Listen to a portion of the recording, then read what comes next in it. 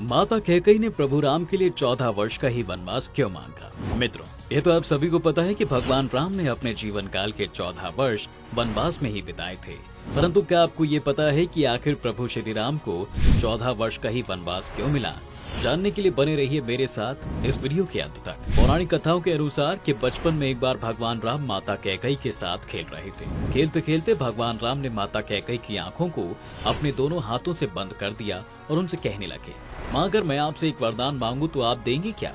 माता कैकेयी बोली, हे पुत्र, जो तुम्हें मांगना है मांगो, तुम मुझे अत्यधिक प्रिय हो, मैं तुम्हें मना कैसे कर सकती हूँ? भगवान राम ने कहा, ऐसे नहीं माँ, पहले आप मुझे वचन दीजिए कि आप मना नहीं करेंगी, मैं तभी आपकी आंखों से हाथ हटाऊंगा। माता कैकेयी ने हाँ में सिर हिलाते हुए कहा, जो भी मांगना है बेझिझक होकर मांगो राम। प्रभु श्री राम ने कहा, माते, बड़े होकर जब भी मेरा राज तिलक होगा तो आप उससे पहले ही पिताश्री से मेरे लिए 14 वर्ष का वनवास मांग लेना और अयोध्या का सिंहासन भरत को दे देना। इस पर माता कैकेयी आश्चर्यचकित होकर बोली, ये क्या कह रही हो राम? क्यों मुझसे इतना बड़ा पाप करने के लिए कह रहे हो? इस पर प्रभु श्री राम ने माता कैकेयी को समझाया और कहा, माँ, मैंने पृथ्वी पर अपने भक्तों का उद्धार करने के लिए अवतार लिया है। अगर मैं राज्य के चक्कर में फंस कर रह गया तो जिन राक्षसों का विनाश मुझे करना है वो सब जीवित रह जाएंगे और मेरे जो भक्त दर्शन की आस लगाए बैठे हैं उनकी तपस्या अधूरी रह जाएगी। यही कारण है कि माता कैकेयी ने कालांतर में भगवान राम के लिए 14 वर्ष का ही वनवास मांगा। वनवास के संबंध में और भी कई कहानियां हैं जो प्रचलन में रहती हैं। कुछ लोगों का मानना है कि भगवान राम ने माता कैकेयी से 14 वर्ष का वनवास इसलिए मांगने को कहा था क्योंकि जिस दिन वनवास मांगा जाना था उस दिन से रावण के जीवन के मात्र 14 वर्ष ही बचे हुए थे। इसके अलावा इसके बारे में एक अन्य कथा के अनुसार एक बार राजा दशरथ अपनी पत्नी कैकेयी के साथ भ्रमण कर रहे थे।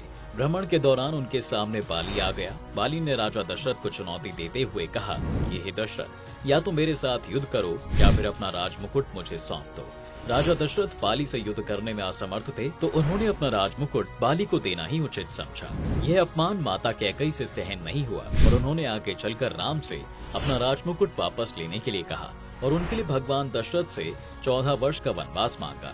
इसलिए भगवान राम जब वनवास को गए तो उस दौरान उन्होंने अहंकारी बाली का वध किया। हालांकि कुछ लोगों का यह भी कहना है कि भगवान विष्णु के अवतार भगवान श्री राम के हाथों रावण का वध हो सके इसलिए देवताओं ने षड्यंत्र रचा था और माता कैकेयी की मंत्रा नामक दासी के माध्यम से कैकेयी की मति भ्रष्ट करा दी थी। मंत्रा ने माता कैकेयी को उनके पुत्र भरत को राजपाट दिलाने और राम के लिए 14 वर्ष का वनवास मांगने के लिए प्रोत्साहित किया। इसलिए कैकेयी यह सब करती हुई देखी जाती है। इन सब के साथ ही एक अन्य मान्यता के अनुसार यह भी कहा जाता है कि त्रेता युग में यह माना जाता था कि यदि कोई व्यक्ति 14 वर्ष के वनवास में रहे तो वह भविष्य में कभी भी राजा नहीं बन सकता है। इसलिए माता कैकेयी ने 13 या 15 नहीं केवल 14 वर्ष का ही वनवास मांगा।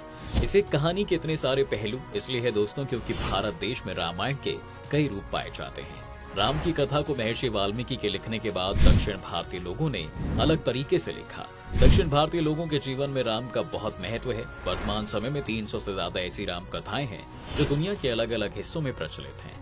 इसके अलावा 2 से 3 हजार लोक कथाएं भी हैं जो राम कथा से जुड़ी हुई हैं। भारत के अलावा 9 और ऐसे देश हैं जहां किसी न किसी रूप में राम कथा सुनी और गाई जाती है।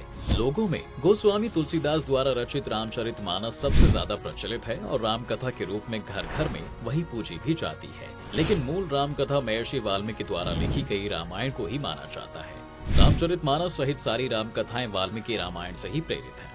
तो दोस्तों, आज की वीडियो में बस इतना ही। अगर आपको यह वीडियो पसंद आया है तो कमेंट में जय श्री राम लिखना बिल्कुल ना भूलें।